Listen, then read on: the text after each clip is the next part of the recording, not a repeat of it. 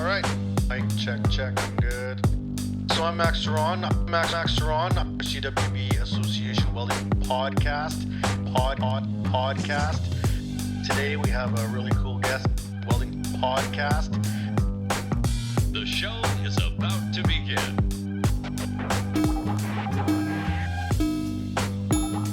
Hello and welcome to another edition of the CWB Association podcast. My name is Max Ceron, and we're here once again with another fantastic Canadian story. And today's story has a very special significance in our calendar because we're trying to align with Black History Month, or African/Caribbean History Month, which is very important to so many people here in Canada. And today's guest, we have Frederick Crawley coming to us from East Preston out in Nova Scotia. Fred, how are you doing? Good, Max. Good to be here. Just chilling out, ready to get going. Ready to blab? Yes, ready to blab. Yes, sir. So, Fred, you're a Red Seal Welder, right? Yes, Red Seal. It'll be 10 years this summer that I'll have my Red Seal. Wow, 10 years. You've been doing this a long time then. You're probably about my age then, although you look way younger. What are you, late 30s, early 40s? Where are you? Yeah, early 40s. You got it. 42 years old. I'm 46. You look like at least 15 years younger than me, though. So I don't know. You got some magic going on. It's kind of bad when you go in the liquor store and they ID you, and then they look at your ID and they're like, "Whoa!" Right? Man, I haven't been ID'd since I was like 9 years old. Wow, really? Yeah, it's that beard, Max. It's that beard you got going on. Not gonna lie, if you're ever in my house here in Saskatchewan, I'll pull out the old photo album, and I got a picture of me in grade 6, I think, or 7, with a little mustache. I was already growing facial hair. Absolutely, I believe it. All right, so Fred, let's talk about a little bit about who you are, and I think we're going to touch on some key points here that I found even really interesting in in your story when we talked a little bit the other day. So you were born and raised there in Nova Scotia, in Nova Scotia, correct? Absolutely, born and raised. So how many generations has your family been in that area? So in East Preston, my daughter, so I'm 6th generation. My daughter is 7th generation of being in Halifax in Nova Scotia. So yeah, 7 generations. Right? So I'm one. I wasn't born here, so I'm the first over. Wow. Yeah, so it's 7 times over that. You know what I mean? My grandmother's grandmother was born here, right? That is it. That it's inspiring because you know what? And I'm gonna say this because I think it's important for all the listeners, is that, and it happened to me. I made the same mistake. Is that when I think of immigrants, I think of people like me who just got here. Absolutely. And we tend to think of immigrants as like you just got off the plane, or you just crossed the border, or you just arrived, or you think of like the normal frustrations that sometimes we have with immigrants. And you and I maybe both can have those frustrations. We'll be like, your English isn't that good, or why can't you write well, or I can't understand you, and those normal frustrations. So when I reached out to you, Frederick, to look at trying to do something special for Black History Month. And, I got your name because of the East Preston Empowerment Academy, which we're going to talk about later. They said that, here's a Black individual who's a Red Seal Welder, and he's crushing it, and he's a great guy to talk to. When I reached out to you, I thought, okay, I want to get your immigrant story. And I remember I asked you that, and you're like, man, I've been here like 7 generations. And I was like, pen drop, like, right? Yes. And that was very important for me. And you know why? Because people need to know that other cultures have been here since the start. Like since that white man first got here, absolutely, they weren't alone. They weren't alone. No, they weren't alone. And that's a big misconception that people fall into. They don't think, or they're naive or I could say ignorant to the fact that other people were here before and during, and like you said, came with. So yeah, that's very, very important, and it's very significant. It's powerful, man. Absolutely. It's powerful, because you know what? I can't say to you, go back to where you're from. Like nobody can say that to you because you can look them dead in the eye and be like, I was here way before you were. Like Yeah. odds are this is my country right from day one. If you want to talk about, colonialism and coming here and taking over, and you have the Europeans showing up and saying this is ours. Mhm. Well, what do you mean by ours? Because Right. it's there's a lot of other people involved as well, Absolutely. let alone taking it away from the indigenous, which is not really a thing. You can't take a country or take Exactly. land. That But people were there already when you got there. You know what I yeah, mean? yeah, So you don't. If I walk into my neighbor's house and lie down on his couch and say it's mine, I don't. I that's don't not gonna think work. it's not going to work out very well, No, man. no. So yeah, I think like you said, it's powerful, and a lot of people don't know. You know, they don't Mhm. know, and then you tell them, and it's mind blowing. You know, it is. I've had other people say the same thing to me. You know, So then, in terms of your family story, how important is that conversation? Like, are you a little kid and your mom and dad are like, hey, look, Frederick, we're Canadian. We're as Canadian as maple syrup because we've been here 400 years. Like, we've been here since the start, since the first white man talked to the first indigenous people on these lands. We were Mhm. right here beside them. You Yeah. know, did that happen in your family? Is this something that you guys communicate to each other? Yeah, in a sense, yeah. My mom and dad told me stories about my grandparents and their grandparents that they knew, right? So I knew that we didn't just come here, we were here for multiple generations, right? Mhm. But it wasn't until later on that I started really digging in, like going through school and digging in and finding out exactly how far it went back. The more technology came Mhm. about, the more we learned, the more we knew. So, yeah, that was a conversation we had. Absolutely. So how did you figure that out? Like I guess being in Canada, you'll have records. You know what I mean? So Mm. you'll have birth certificates and so and so. So like, how far back were you able to figure out? Did it go back into the states? Because there was the libertarian movement up into Canada. There was the Underground Railroad. Like, are we Right. going that far back? Well, it's funny you say that because the Underground Railroad, right? That network didn't really come to Lower Canada. It was more Upper Canada, like Mhm. Ontario and those places. Like the Nova Scotia, the black people coming to Nova Scotia came in like four waves, right? So it all the way back to 1604 is when the first black planters came to Nova Scotia, and they came with the New England planters. So, like you said, they came together, right? Mhm.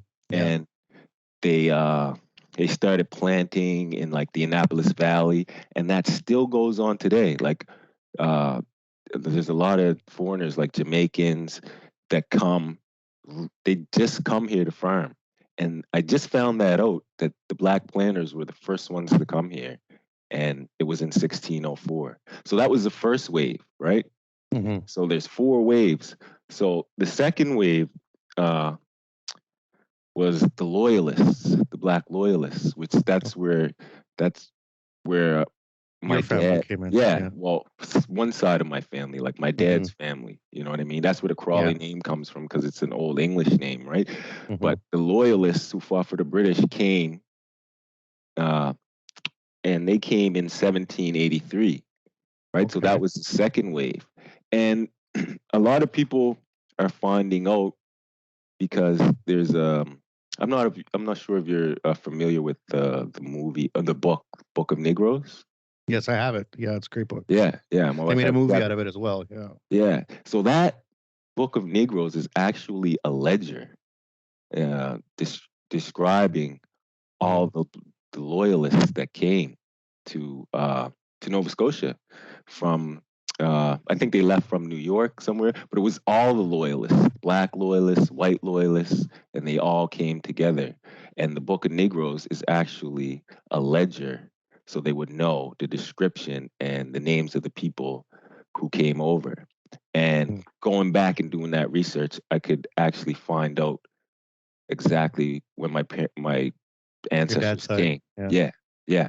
So So how did that feel to see you like your last name in that list? You know, being like, hey, that's my family. yeah, it's huge. It's huge. It was enlightening. It was empowering. It just gives you a sense of being like you know where you come from, right? You know Mhm. how you came here. It was gratifying and satisfying, I would say, you know? Yeah. You Yeah. know, when so I'm from Chile. I'm from South America, and we came here because of a war. There was a war. We were refugees, right? Mhm. I was able to go back, and since the war ended, they created a museum of human rights in in Chile, in Santiago, and there's a big section, like most of the museums actually, about like what went down in the war. And I Mhm. went back, and they have ledgers there of the people that were kept in prisons and tortured, and you know we Wow. found our family's name and my dad and my uncle and stuff like that. Really? And I remember, like, it hit me because it's like Yeah. I forget that that's what my family went through. I forget because Mm. I live in Canada. Like, I mean, this place is a dream, right? Yeah, it is a dream. Even even as bad as it gets here, as Mhm. bad as it gets, and then people will complain till they're blue in the face. They don't know what they're talking about, man. It's Exactly. it's bad in other places. Yeah, this People is this suffer. is one of the best countries in the world, really and truly. Absolutely. And I'm blessed that I was born here, and I don't take that for granted either. I don't take it lightly, you know. So Mhm. yeah, we're truly fortunate people to be here, right? So then, after the second wave, what was the third wave? So the third No. wave, yeah, the third wave is like the Jamaican Maroons, right? So the Mhm. Maroons came in 1796, right? And so they fought back and freed themselves in Jamaica, right? And Mhm. went to the hills, and that's where they got the name Maroons from, right? But the colonizers wouldn't. They tried and tried for years to get these guys, but they could never get them. They go up, they're warrior type people, right? Mhm. So when they go up in the mountains, they'd end up dying, or the crew they sent up didn't come back, right? So yeah, they got You're only fed up. gonna try that a few times. Exactly. So they got fed up, and they actually, I don't know how they went about it, but they convinced them to come to Nova Scotia, right?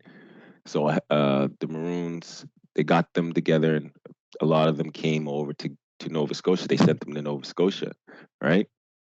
So they came here, and that's a part of my mother's side of her family, right? Okay, so your mom's more of a Caribbean, you know, the slaves that were left behind in the Caribbean Exactly. descent area. Yeah. Yes. So yeah, and during those two waves to Nova Scotia, like they were promised stuff, like the loyalists were promised things, and Hmm. they got some, but not all. You know how that goes. Yeah. They Yeah. don't always come through. So a lot of them, some of them left and went to Sierra Leone, you know, Okay. through some communications with someone Hmm. here and there, and they ended up going there and creating the capital city, Freetown, Sierra Leone. Hmm. So there's a big history of Sierra Leone and the people Nova Scotia. in Nova Scotia as well, and Jamaica. So it's a big connection. And I was in Toronto for a few years, and you know, every time someone looked at me, they would say, "Oh, you're Jamaican." I don't care. You're from Nova Scotia, but you're Jamaican. You know, and they just know that Jamaica and Nova Scotia are connected. And Yeah. the the people down in Jamaica know a lot about here. So, and the people in Sierra Leone. So it's a it's a connection. It's, you know, and that's another great thing about it. You know, to realize and find out that history. It's So in your travels of Canada, you know, just as a person or as a welder, would you say that there is a good representation of black people in your community? Like, is there a lot of black people in your area compared to, say, Toronto? Or I don't know if you've ever been out west, but you know, I feel yeah, like we're not very well represented in terms of black color out here. yeah. No, I've been to every province in Canada except for Newfoundland and BC. You Hmm. know, um, but no, this the community that I live in, East Preston. The majority is Black people. This is the oldest. This is one of the oldest communities in Canada, really. Probably is. And matter of fact, there's 52 historic Black communities in Nova Scotia, believe it or not. Really? Yeah, they might not all be huge communities, but there's 52 historic Black communities all over Nova They Scotia. can all trace their bloodlines going way back. Right. And their last name really tells you, like, even if you move to the city, nowadays, a lot of people are moving to the city in Halifax, but you could tell by the last name of the person, like whereabout in the province they're from, just from their last name. If I say, oh, my mom's a Brooks, they know that the Brookses are from East Preston, and then there's Langford. So then the Langford, they know that they're from Weymouth, right? It's just, that's how. That's awesome. Connected. Yeah. And you only get that type of community mindset through history. Like a place has got to be around a long time for it to get that kind of reputation or connections. Like I think sometimes out in the West, we don't have that type of history because the West got conquered, colonialized way later down the line, Yeah. So like, I mean, people like Regina is in the 1800s. I mean, by the 1800s, Canada and the East had already been around for like 400 years, 300 years. Yes. Even if it wasn't officially Canada, there were still traders and stuff going on, right? Absolutely. So we're kind of late to the game in the West. So I don't know if we have that kind of historical connection. Some of the groups do, but they're all Ukrainian or Polish or German. They all have like those mindsets. And for the most part, lots of them came with money, with family to get land and to get to work, which is, I'm not saying it was easy, but probably a lot harder to be a slave of a British guy coming over to Canada to start over. That's probably a way harder path. Absolutely. Yeah, definitely a more difficult path. And I kind of agree with you. Yeah, there's not really many Black people or people of color in West region. There is, but yeah, like you said, it's growing now.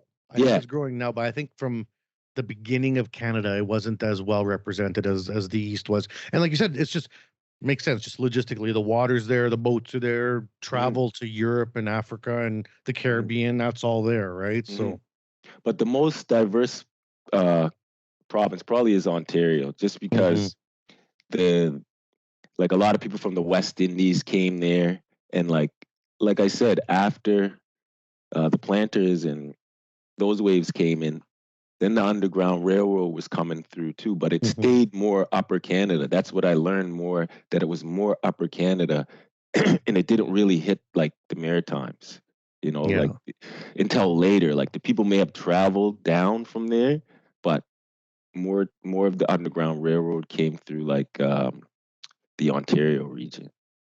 Man, I could talk about this all of. I love history. Absolutely. I love learning about this stuff. I'm still learning. I learn every day. I grasp that now, and I look forward to it. I want to be knowledgeable about things, right? So in your area, as a majority Black community, do you feel that you get along well with the rest of the community? Is there issues between East Preston as a Black community and say other areas of that? Oh, I don't know the names of the areas around there in the Halifax area. Is there issues like there is? Like, I mean, I can only relate in terms of Saskatchewan and our Indigenous populations where there is issues. Like, I mean, we had a man shoot an Indigenous man a couple of years ago here for trespassing, and there's those kind of fights and stuff going on, and it's ugly stuff. Like, it's ugly stuff. Yeah, do you guys have that in your communities there? Do you have issues like that? Yeah, absolutely, we do. 100%, we have those type of issues. So the community I'm from is called Preston, right? And there's like East Preston, and then there's North Preston, right? And so sometimes we have conflicts between each other, but nothing major. But it's the same type of stuff. Like we just had a report done with the Halifax PD, and it was like a Black person in this city was 6 times more likely to be pulled over than someone who was white, right? And it was just crazy because per capita, like we're 3% of the population. In Halifax, Black people are 3% of the population. So they were just pulling people over, you know? Yeah. They were just Just profile. flexing. Yeah, they were profiling, and it was actually called street checks. It was a thing that they were just randomly pulling. They could just randomly pull you over and ask you for your ID, like, you know, or pull you over, and that all got. So now that's illegal. They can't do that anymore. Yeah, because but they still do. Oh yeah, they still do. They still do. Absolutely, you know. Yeah. But yeah, it just So things like that happen a lot. Yeah, they do, and it's tough to see that happen. And as a society, we want to eliminate these things from happening, but we have to. Everyone needs to accept that it's a reality. Absolutely. Because what happens is I'll talk to people about some of the things that I've been through as a person of color, and I learned English. It's my second language, so there was some lean times, and people sometimes don't believe me. Right. And it's like, what do you mean you don't believe me? Or they're like, really? That happened? It's like, this shouldn't shock you. Like, open your eyes, because we're not going to make anything better unless we accept that like some stuff is rotten. Like we got to fix it. Right? Yeah, it's true, you know, and I find that a lot. People they don't want to know, or they look the other way, and then when they're confronted with it, it's like, really? It's like, come on, man, you got to stop living under a rock, and you know what I mean, and like absolutely really think about what's going on in life. Life is too short to get caught up in stuff like that, you know. You have to be real with yourself at some point in time. Well, and you don't want to be scared. Like, man, one time I got pulled over because the plates expired on my car, and I got like tossed on the ground, kneed in the back, handcuffed, put in a cop car, taken downtown, held for like 6 hours for having the plates expired on my car. Now, you tell me someone you know who had that happen to them for the plates. I mean, I got buddies. They're like, "Oh, you got plates? Okay, yeah, here's a ticket. Go home." You know, they're not getting dragged around on the pavement for half an hour. Like, No, not at all. And I'll tell you one story. I don't know if you know Kirk Johnson, the boxer. Okay, yeah. Yeah, he was a Olympic Canadian champ for years, yeah. Yeah, Olympic champion. He almost won the heavyweight title. Mm-hmm. But yeah, he trained in Texas. He'd come home every summer. He had a Mustang 5.0 with Texas plates on it. He said he got pulled over like 20 times in 1 month. And the very last time he got pulled over, they took his car and told him his insurance was no good. And they took his car and impounded it, right? And he ended up getting a settlement from them. Sued them, good. He sued them, yeah, and he won, you know, because, he said at first they were just pulling them over. Hey, champ, how you doing? Blah, blah, blah. And he was just like, okay. After a few times, he was like, this is getting weird now. And then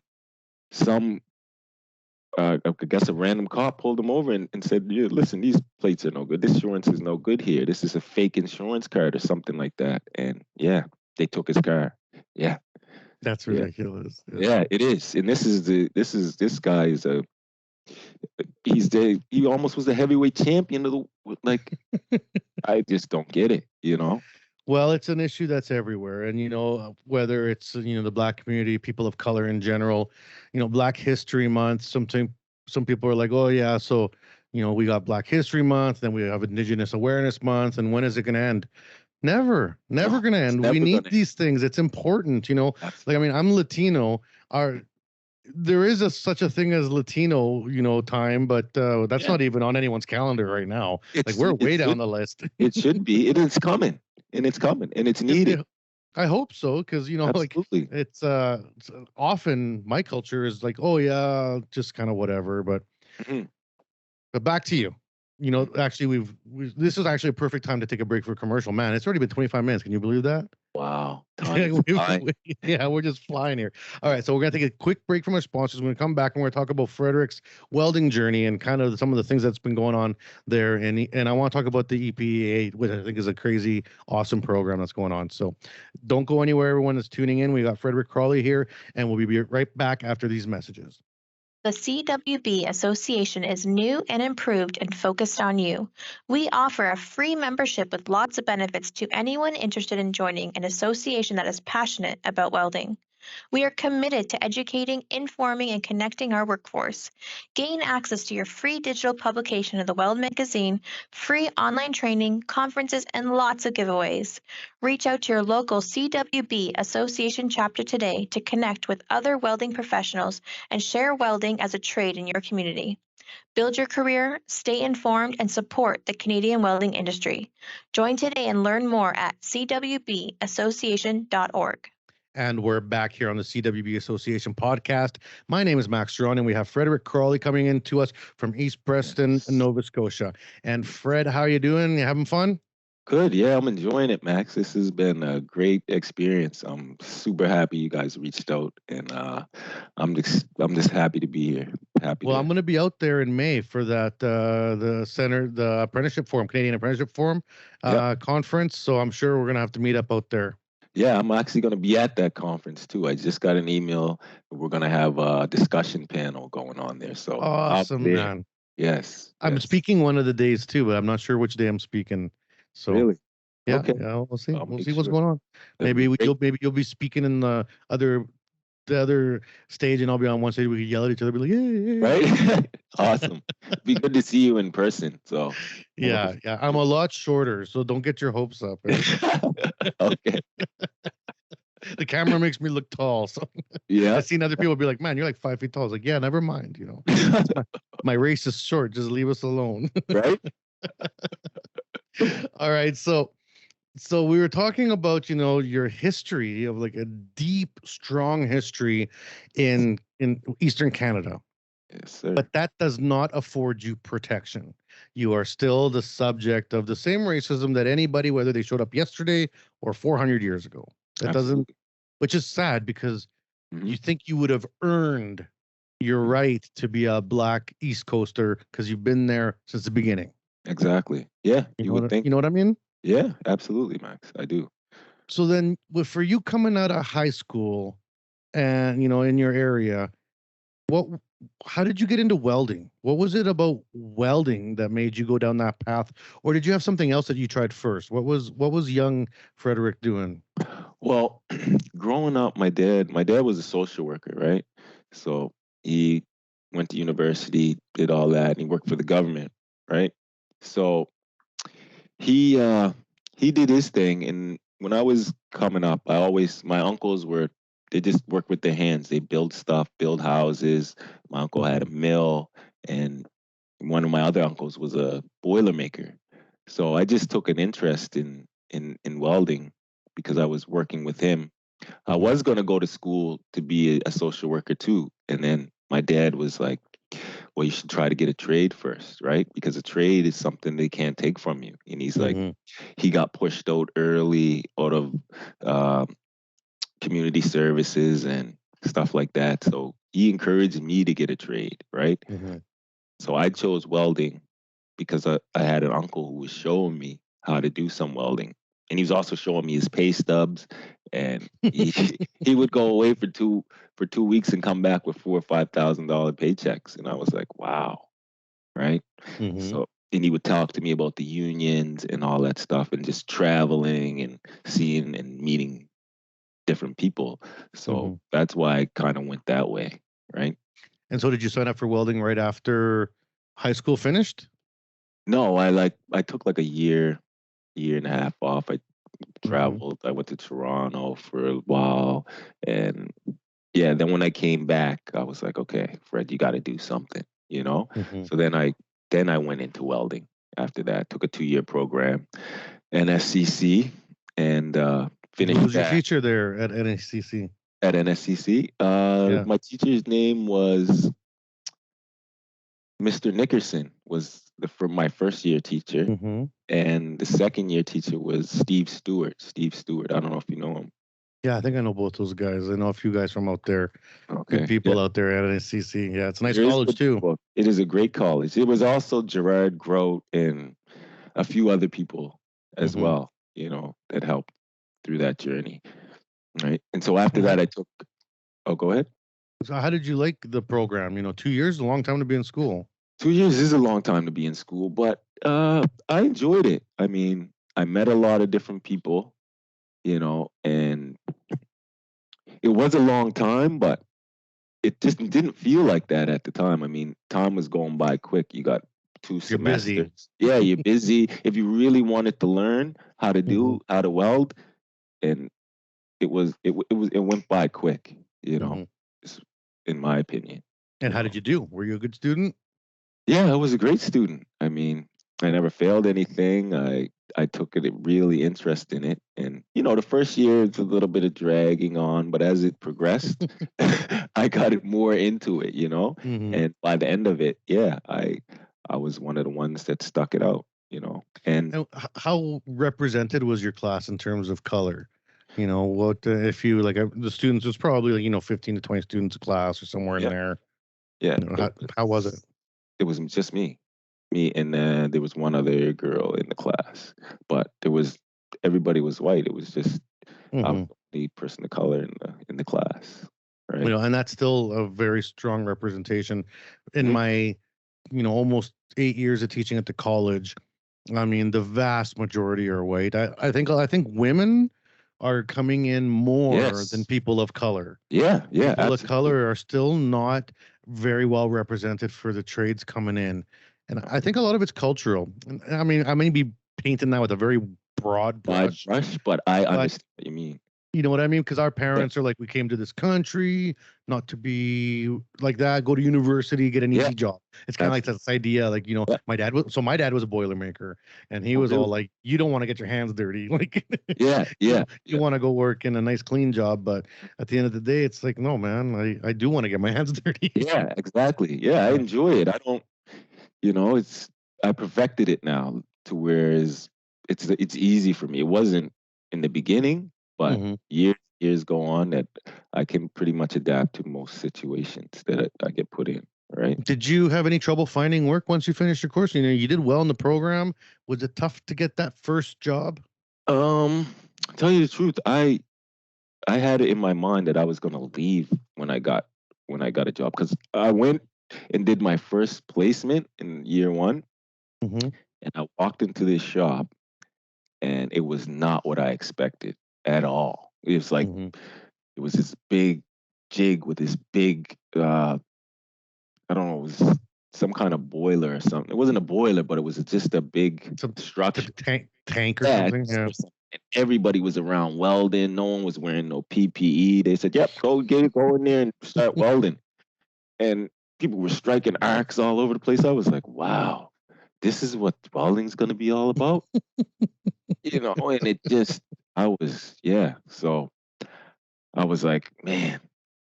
And I don't like this so much. I didn't really like it that much. But then I went back to school, and there was a shop out here, a small shop in the community that a guy owned, a white guy. He owned it, and I went to him and said, "Hey, I want to do my work term here." So, and he told me that he worked in the big shops and he didn't like it. You know, he couldn't do it. It was just too many guys, and they had different attitudes. And so he started his own place, right? So we were talking, and then I decided that I was gonna go away, right? And so I went to Ontario, and I never had a problem finding a job. As soon as I got there, boom, I applied and I got a job right away, right? Yeah. Did you ever do any union work, or did you always stay just on the private side? I did union work when I came back to Nova Scotia. I was with the local 56 plumbers and pipe fitters union. So yeah, I did quite a bit of work with them over the years. So, you know, it sounds like you got your pipe tickets too. You know, what tickets do you got? I'm just curious. I got 4-position flux core stick. I got a TIG stainless steel and 6G pipe ticket. The F3, F4? Yes, the F3, F4. Yeah. So you can kind of go anywhere now. Yeah, I could go. I'm even thinking about maybe going when things pick back up, maybe coming out west in the future, right? You know, well, things are picked up right now. Like, I mean, things are real busy out here in the West. We're looking for welders like crazy. Oh, wow. I also just got a call that they're looking for welders. You in the shipbuilding? I know a lot of companies looking for welders in the shipbuilding. There's one in Southern Ontario that just called me up, being like, "Man, we need work like crazy. We need workers."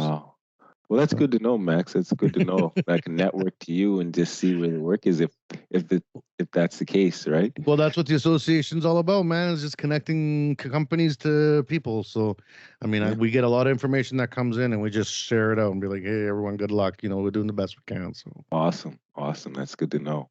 That's great to so know. when we were having our conversations earlier, like we talked about, a mentor and how important it can be to have a mentor that looks like you. You know what I mean? And it's Mhm. intelligence is good and good, all those things are great, but just, looking, being the same race, same gender, these things kind of create a connection that is different, a little bit deeper, right? Mhm. And your school, all your instructors were white. Your first few jobs, everyone was white. And then you told me that you had one great mentor who was the first black person you worked for, which Mhm. was really eye opening for you. So what was that like? How did that happen, and how did that play out? Okay, so it was the job that I went for in Ontario, right? So I started through a temp agency because that's how they hire you through to this Mm-hmm. company, right? So I went through the temp agency, and yeah, when I first started, the foreman was his name was Mike. He was from Antigua, right? But he was looked just like me, like he was a black man, he was a Mm-hmm. welder. He was a welder and before he got to that position, and he just took a Mm-hmm. liking to me out of the blue. And I took a liking to him. He knew I was from Nova Scotia, you know. Yeah. He just took a liking to me, and it was I never experienced having a boss like that, someone that would come to you, talk to you, how you doing, wave, like wanting to know about my family and the history, where I Mm-hmm. come from, and it just was empowering to me to see him in that position and saying to me that it made me feel comfortable for one, Mm-hmm. right?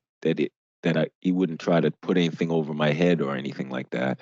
And yeah, it was easy to talk to him. It was like, talking to my uncle or something. It wasn't I didn't feel awkward or anything like Mm-hmm.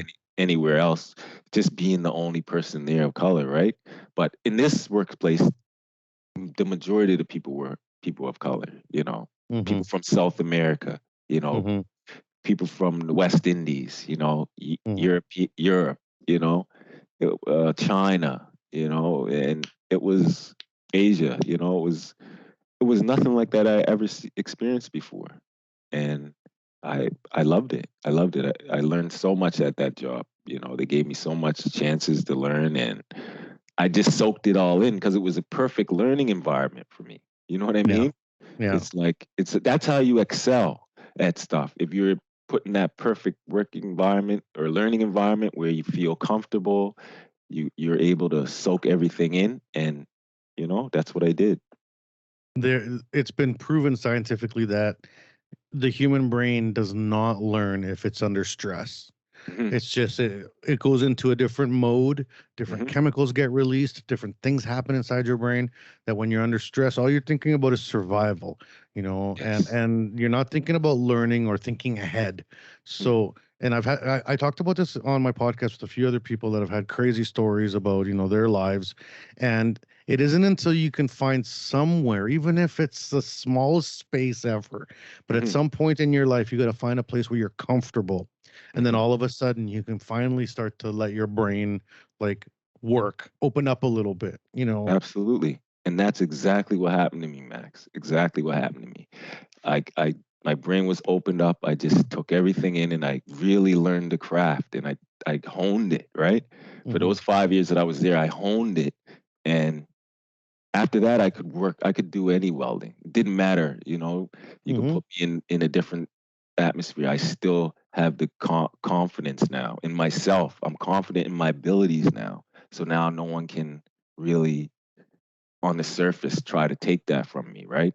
It's Yeah. gonna And take it's gonna take me being by myself and you steadily digging at, you know, and that's what they yeah, do, you know, to break you down, right? that's But what they got to do, because once yeah, you're confident with your own skill as a tradesperson, you're mm, set for life. Yeah, If you absolutely. really want to be, you're set for life, because no one can take that from you. Like, I mean, we've had this conversation with my friends, especially during COVID. You know, it's funny, at the beginning of COVID, like 2 years ago, people would be like, "Who's on your pandemic crew?" You know, like, Yeah, did you have that yeah, talk with your friends? Like, what if the world goes to and everything yeah, starts on fire and there's comets calling from, and you can yeah, only like run away into the woods with like 5 people? yeah. Which 5 people would you pick?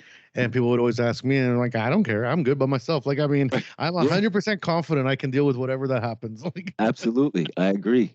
I agree. That's confidence, you know? That's confidence. And I can find food. I can get water. I can yeah, weld. I can build. I can do exactly. whatever I need to. Like, whatever. Like, I'll survive. I'll I'll survive survive. Yeah. no matter what. I mean, my ancestors did it. There's no excuse for me, you know? Hmm. Uh, I I I want to be honorable to Hmm. to To the their legacy. yeah, to the legacy, absolutely. And I'm gonna honor that. And that's why I'm out here doing what I'm doing, trying to give back to the community and networking with people like you. It's a beautiful thing. This is what I want to do, right? Hmm. Now, you had that job for 5 years. Mhm. What happened? Sounded like it was perfect. It What? was perfect. What happened was the recession. The recession is what happened. Yeah. This place, Samina SCI Systems, we were building these UG tanks and RG tanks. This place had been in Scarborough for 30 years. Hmm. 30 years, right? The recession hit and they moved the whole plant to Mexico. Ouch. Oh Yeah, man. the whole plant to Mexico. And yeah, they had to pay a lot of people severance pays. I mean, like big money. Did Big money. anybody go with them to Mexico? I think a few people did, yeah. A few You people should have did. gone to Mexico. I know, right? But I had a young daughter and Yeah, no, family I changes had everything. yeah, I had like a 12-month-old baby. I wasn't going anywhere, right? Well, I came back, there'd be nothing there, right? You know, the wife Yeah, been yeah. like, no, maybe I could have, but I wasn't ready for It that. wasn't on the radar, yeah. No, it So wasn't on. so then then where'd you go? What happened then? Well, I bounced around a few jobs there up there. I ended up working at another pipe shop where I welded a little bit, but then we just decided to come back home. You know, Hmm. it was kind of hard being away from family, like mothers and stuff, people that you really needed. Like I have family in Ontario too, but it wasn't the same, right? As having like your mother or my wife's mother there, you know. So we come. Are you firstborn? Are you the oldest boy? No, I have an older brother, Avery. You have an older brother. Yeah, I'm the middle of the boys. I have a Oh, so it's Avery, then it's me, and I have a younger brother, Leon. Right? so you're the forgotten middle child? Forgotten middle child. Birthday in December. Birthday December 12th. Man, it was brutal. Mom would be always like, those guys be having birthday parties, and I'd be, well, Christmas is right around the corner every year. I think I had one birthday party. It was the best thing ever. You want to hear about a shady birthday? My birthday, September the 11th, man. Oh, And wow. but get this, and this is like, I mean, aside from the American stuff, guess what day the war started in Chile, the country I'm from? No way. Guess what day the war started? September 11th. September the 11th. So Wow. my whole life, it's like I want to celebrate my birthday, but all the people in my country are like crying. There's like documentaries and like Oh, man. remembrance of the tortured and the Yeah, missing, yeah. and it's my birthday. I was I like, know, right? oh A little man. worse than mine, yeah, for sure. I think you had a little bit worse than me then, I, right? it's funny because then the American thing happened, and everyone's like, "Oh, that must really screw your birthday." It's like, "Oh, it's been screwed forever. Don't worry." Like, it's I mean, I'm laughing, but no, I mean, that's terrible, man. oh, it is what it is. You can't pick your birthday, No. right? At least I'll never forget. So, Yeah, um, yeah, absolutely. so you get back home to the east, and you're back in your roots. You're back in your hometown. What did you do for work? Was it easy to get back into work? I mean, you're now this is recession time. Mhm. It's a little bit tougher to find work. How'd it go there? Yeah, it wasn't easy. I think I took a different job because I couldn't find work right away. So Hmm. I took a different job. A lot of my family members are truck drivers. So Hmm. like they're in the moving business. So I had to move furniture with a couple of my uncles until I could get situated. But then I ended up finding a job at RKO Steel. Mm-hmm. And I walk through the doors, and there, lo and behold, there's another black man, Daryl Lucas, who's the foreman at this particular shop, right? And I Mm-hmm. couldn't believe it. I was like, wow, really? Yeah, Good. yeah, good. Yeah, I was like, great. I think I could stay here for a little bit. Let's just see how it Mm-hmm. goes, right? Mm-hmm. And yeah, nobody bothered me. I mean, That's they good. yeah, nobody bothered me. I think they feel like they wanted to, but I was good. I came in there, like I said, confidence on high. I could pass. I just wasn't comfortable with the heavy plate gouging and all that stuff. But I just watched what the other guys did. Mm-hmm. They showed me once, and I could do it after that, right? Someone was just posted. We were just having a conversation with me and Stephanie Hoffman on Instagram about gouging because, man, I love gouging. It sounds stupid because it's so loud and it's so like you're gonna burn, like you're gonna Yeah, burn no matter yeah, what. no matter But what. I think it's an art form to do it nice, to rip off, find, follow that crack or remove Yeah, that piece with like yeah, precision. It's like yeah. a scalpel if you do it right, It is. You're and, like, and then yeah, people don't think that, but I know that it's a skill, man. it definitely is a skill. It's like you're a surgeon almost when you can Mm-hmm. take it off, when you really get good. Like I try to teach people how to do it, and I'm like, you got to follow the line. And they're like, Mm-hmm. what line are you talking about? And I'm just like, you got to see it, but it's there. And once you get rid of the line, it's gone. But It's done. it's done. But a lot of people, some people just can't grasp it. You know what I No, mean? I've seen a lot of people not get it years Yeah. into the trades. Yeah. Years Yeah. and years. I seen this Yeah. one guy 9 years into the trade, and I showed him how to gouge. He was gouging. I can't remember how he was doing it. He was looking behind or something, and he was like, "Where's the line?" And I was like, "Man, listen, turn it around and do it this way." And he seen it, and then I go back to my station. An hour later, look at him. He's back doing it the other way that he was just doing. So All right. Well, whatever. yeah. I mean, it's just sometimes you just don't grasp it, right? But yeah. Yeah.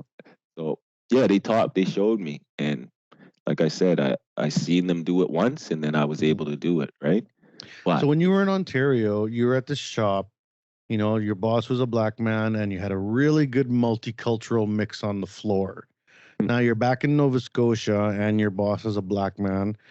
Was it multicultural on the floor like in Ontario, or were you now looking at that same 3% representation, like you were one of only a few, black or people of color on the floor, mainly white? yeah, mainly white. It was me and Daryl in the whole building. That was it.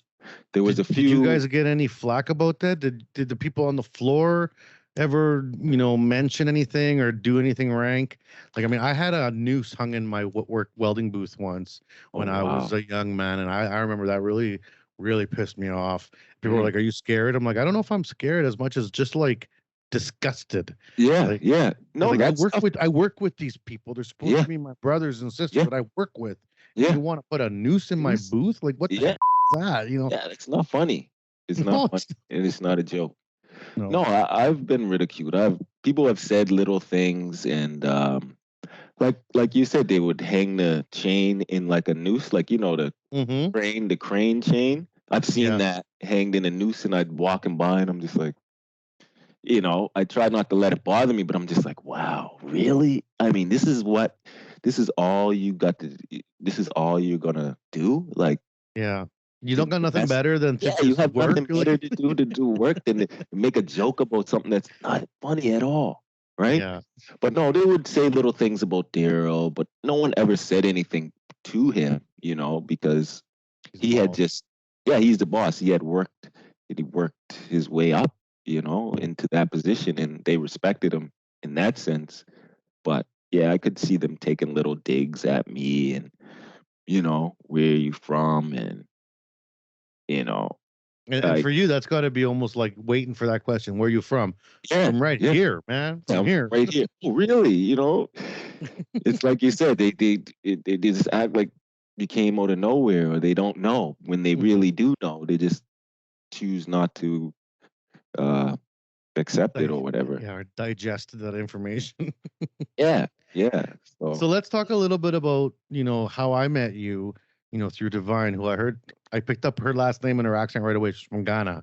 I've been to mhm. Ghana a few times. So she Have said she's you? gonna take me. Oh yeah, I worked in Africa.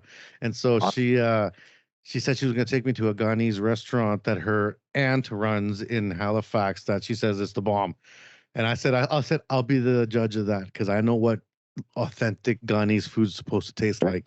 And she said, oh no, it'll be perfect. But, Divine, she connected me to you, and she's a coordinator at the East Preston Empowerment Academy. And, what is the East Preston? And I'm going to talk to them about it. This is something I'm going to pursue. I want to get them on the show to talk about their school. But, how did you get involved with the school? What's the school in the community? Give me a little bit about what it is and how you work with it. Okay, so when I came back from Ontario, I wanted to get my Red Seal, right? I wanted to be certified. So I had enough hours and everything to do it. I reached out to Don Adams, who's on the Department of Labor. He's head of the apprentices. He apprenticeship guy. Yeah, he's the apprenticeship guy. Get you in school and he gets you your hours. So he helped me put all my hours together. And so I went back for my third block in school. So I went there, did that, and then got my Red Seal. So after that, Don came to me and he said, I want you to be on this committee. We're starting a program, East Preston Empowerment Academy, and I want you to be on the board. So he's like, you're the first Black guy in the last 8 years to walk across the stage as a Red Seal. He said, you're the first guy in 8 years, the first Black person to do it, right? And he said, that's significant, and I want you on the part of my team. So that's how I got hooked up with the East Preston Empowerment Academy. I'm also from East Preston, so yeah, and so it all fits. It all fit together, right? So yeah. And what do they do there at East Preston Academy? Is it all people of color? Is it for immigrants? Is it a college like for anybody? Like, I know they have like Red Seal certifications for a whole bunch of different trades. So I'm pretty well connected, and I know lots of what's going on in Canada. I had never heard of the East Preston. Yeah, it's fairly new, but they're starting to grow really big. I mean, they're doing a lot of stuff right now. I don't want to get into that, but it's going to come. Yeah, it's just they basically help apprentices get certified, right? And it started out for people of color in the Black community, but it's for anybody. Now it's for everybody. We don't discriminate. If you want to get your Red Seal, or you want to be certified, or you want to get into the trades, we'll help you get in. Like right now, I'm tutoring this guy. He's a sheet metal worker. I'm tutoring him to help pass his Red Seal exam. And he's a white guy, So we started out to help our own people, and that's our main focus really, is to help our own people. But we're people that we help everybody, because we want the same in return. So we're helping everybody, but basically we're getting people certified for the Red Seals, and it's not just in the trades. It's all over, all Red Seals, but we do focus a lot on the trades, right? Carpentry, welding, plumbing, everything, right? So they have their own teachers, their own training centers, and everything. Well, we're working on that. We have a training center, that we will go in and do stuff. Not for the welding part now. So much. We have to like rent spots for right now, but it's in the works. But yeah, they have a big we have a big parcel of land. It's called the Akuma Center. They could tell you more about it than I could. Yeah. It's gonna be it's growing rapidly right now, and it's. Well, I love the idea. I love the initiative. It would be like in a perfect world, there would be a place for people to feel comfortable no matter what you are. And I think some people are kind of maybe a little ignorant in the fact that they think that everyone's going to get along with everybody else all the time. And they just, we should just have one giant school that's good for, the LGBTQ, the people of color, women, everything. But that's not fair. You can't say that because you don't know people's story. You don't know if there's been abuse. You don't know if there's been trauma. You don't know where they come from. You don't know about their religion. You don't know about anything. So Absolutely. there needs to be places for people to be comfortable. So, we have Muslim schools, we have Christian schools, we have, Hindu schools. We should have, people of color schools, all women schools, if an all women welding academy. That would be Absolutely. wild. That would be wild. A college for trades for the LGBTQ2+ community where they can go and be comfortable and just learn how to weld, just learn how to carpentry, just learn how to electric. They don't got to worry about all this other because you don't learn until you're comfortable.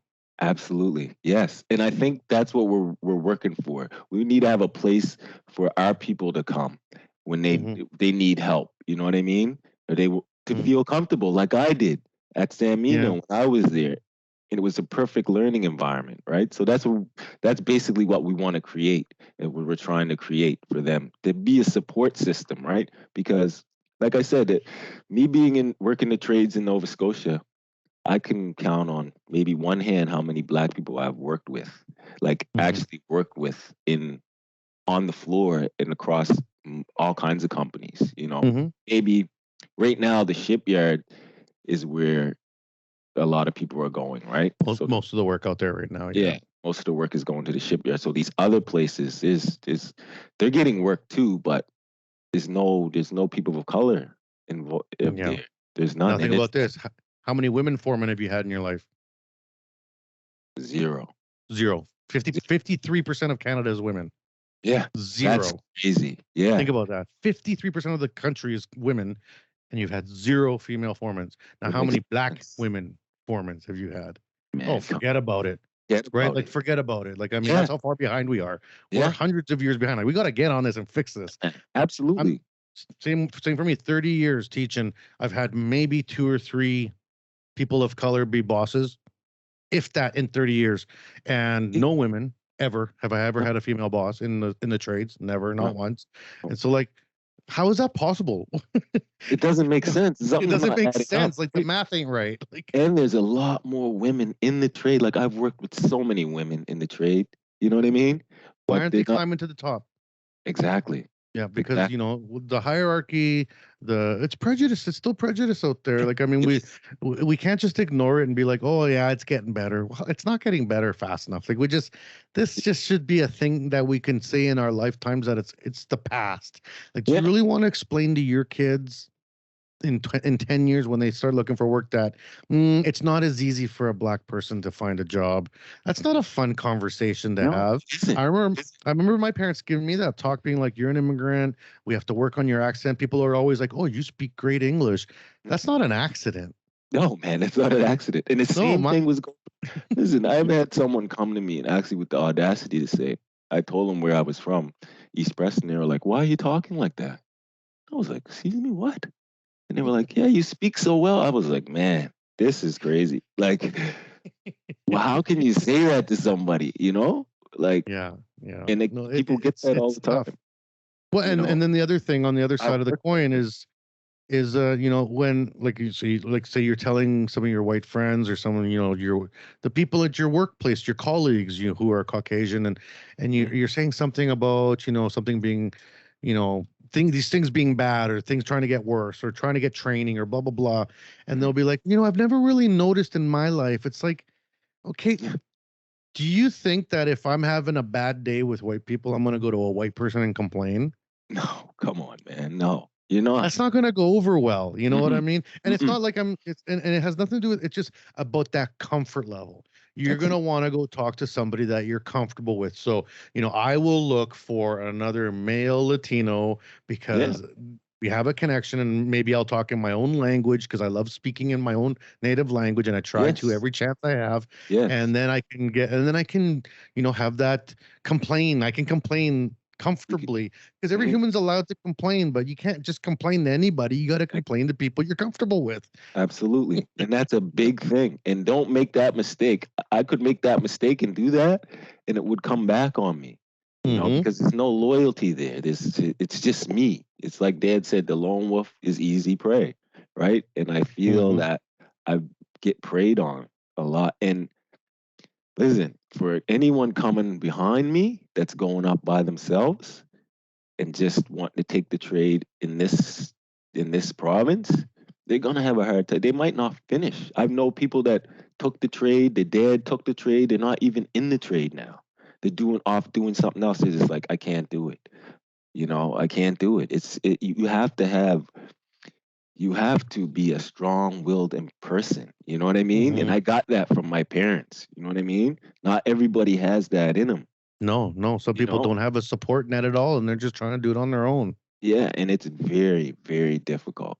I mean, it might be easy for someone to say, but I mean, like, think about it. You're one person, the color, going into a building, and you're the only person of color in that whole building. You're gonna be, you're gonna stick out.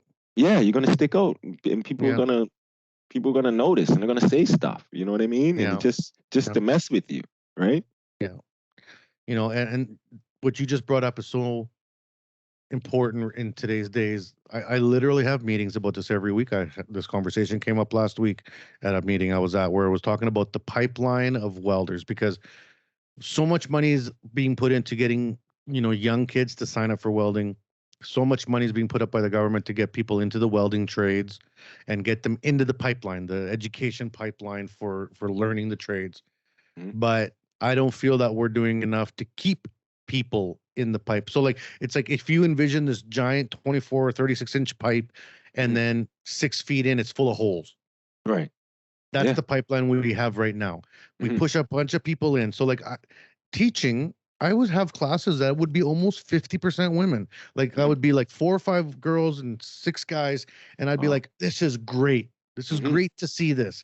Or I would have we had a fresh immigration run from India. So I had 2 classes full of these Indians and a couple Indian girls that were taking these welding classes. I was like, awesome. This is the right thing. But you know what? 5 years later, where are they? None of them, less than 10% are still in the trades. Because they get pushed out. They get fed up with the racism. They get fed up with the misogynist comments. They get fed of one girl gets called Barbie at work, and one girl we sent off to work term, and they made her clean the bathrooms. I was so mad. I was like, how is this today's world? Where is this happening?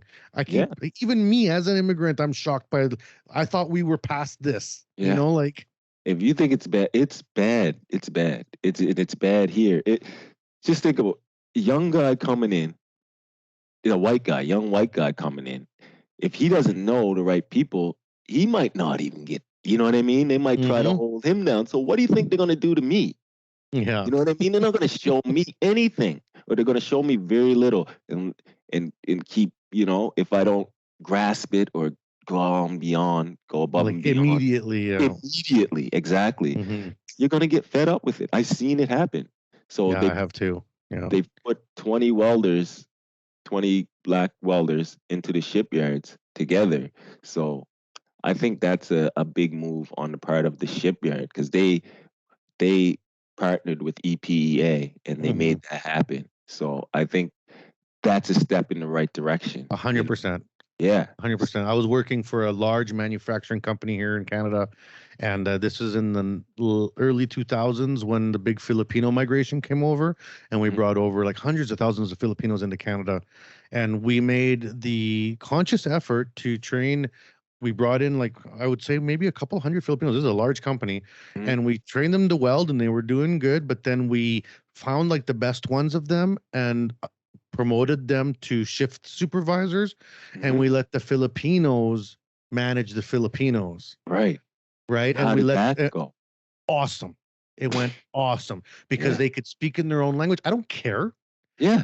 As long as the guy I got to talk to, your foreman, speaks good English enough for me to tell him what's going on, and then he's got a crew of 10, 15 Filipinos beneath him, and you guys all talk your own language, go for it. I don't care.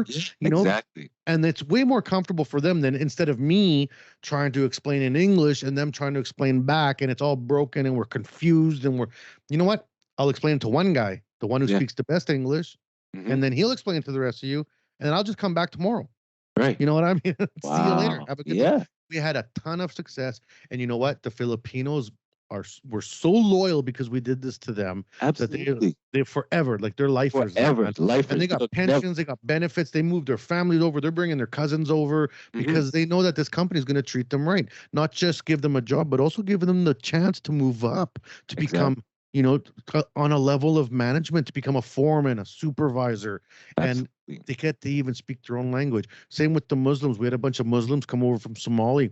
So we set up a prayer corner for them because people were like, where are these guys going to pray? They keep having to take breaks. They're praying on the floor. That's not safe. I'm like, well, then let's set up a proper prayer corner. We got this giant building. You tell me we can't set up a 10 by 10 square somewhere. So we set them up a prayer corner for the Muslims, and man, then they're happy. Like, I mean, that's all it takes. Yeah, like, they'll be loyal. It's all about respect and actually really having respect for the people, and they will give you the utmost respect back. But I don't know why people don't value that. You know? Yeah. It's like they just think the paycheck's enough. The paycheck's not enough. Not enough, man. It's not enough to encourage more. You know what I mean? Well, especially in welding, people are always like, "Oh yeah, we can't retain any welders." When I hear of a company that loses a lot of welders, I think about how you run your company because, you know, welders, we work hard and it's a tough job, and especially if you're a person of color or you're a woman or you're from a marginalized group, it's going to be 10 times harder. So I'm not staying just for the check, man. I can make this check anywhere else. Exactly. Like I can go anywhere and make this check as a welder. If you want me to be with your company, it's got to be for a reason past the check, you know? Exactly. That's where I'm at in my career right now. You know, I'm leaning towards starting my own little business / school, right? Where I can take apprentices in and show them things that they're not getting shown on the floor at work. So when they go back to work, they know something new, and they'll be like, "Oh, how do you know?" And that will maybe hopefully help them advance a little bit, you know. And if not, at least they know how to do things. Yeah, they're better for themselves, anyways. Yeah, you know, pass a stainless steel pipe test. Well, you're not going to get that in school. I mean, at work, and that's a tough test. Yeah, exactly. You know, so that's what I want to do, to try to help these guys out, to make them better. You know, so they can. Man. Yeah. So. Well, you know, we're at the end of the interview here, man. I think I could sit and talk to you. I don't know if you like drinking beer or not, but someday I feel like we need to have a beer or two. Yeah, man. We need to have. I've been drinking this Erdinger. You ever drink them? Yes, I have. They're quite good. Yeah. Yeah, we'll have to have a couple when I see you. And hopefully it's summertime and we could sit on a deck by the ocean, maybe eat some seafood, because I don't get any of that out here in the prairies, man. Oh man, we definitely can do that. There's a ton of seafood around. Well, last time I was there, I went to this awesome little town called Alma, and they were so good.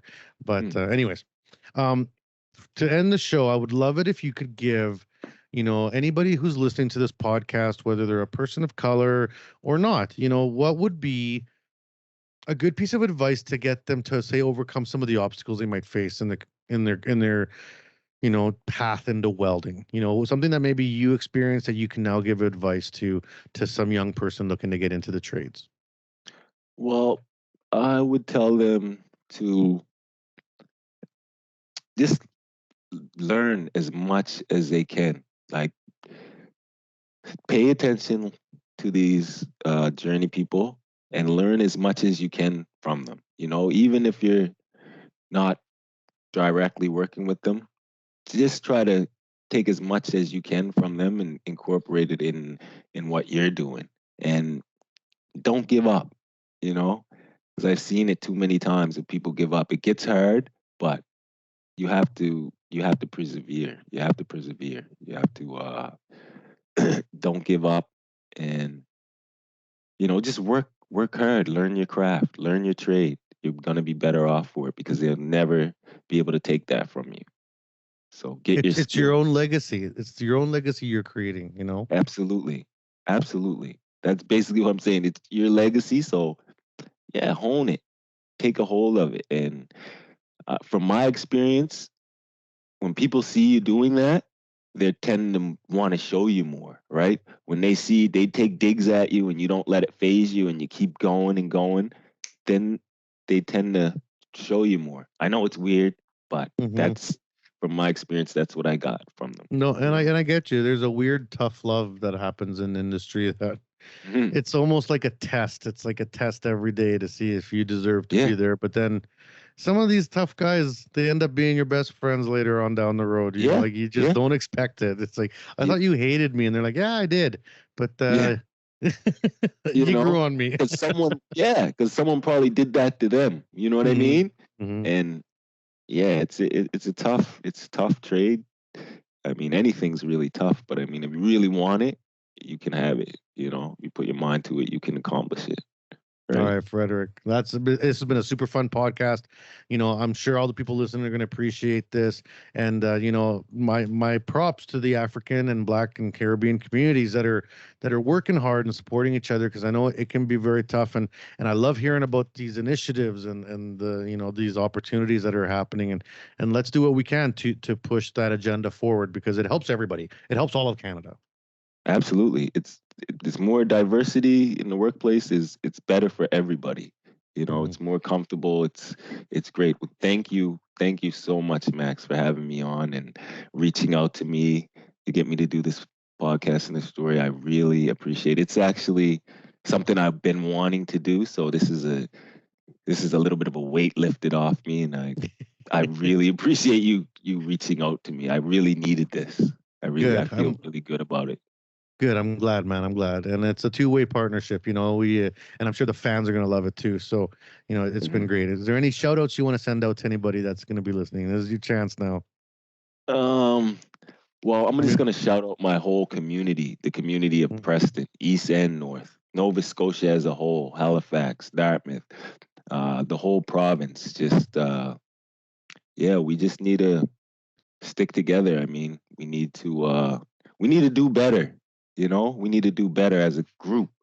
Let's mhm, come together and not, you know, be apart so much. You know, yeah. give people a chance. You know, to prove Mhm, themselves. Right. So absolutely. That's great. I'm yeah, glad you did that. Good for you, buddy. All right. and Well, we'll be, EPA. yeah, Shout and out the to EPA. EPA, right? CWB as well. Thank you guys. Yeah, CWB, man. Matt, all you guys. Thank you very much. All right, man. And for all the people that have been listening, thank you very much for tuning in. Always great to do these shows. We'll be back in a week as always. And, you know, make sure you download, share, and like all these podcasts. And also, if you ever want to see the videos, we're on YouTube as well. So we'll catch you soon, and take care. We hope you enjoyed the show.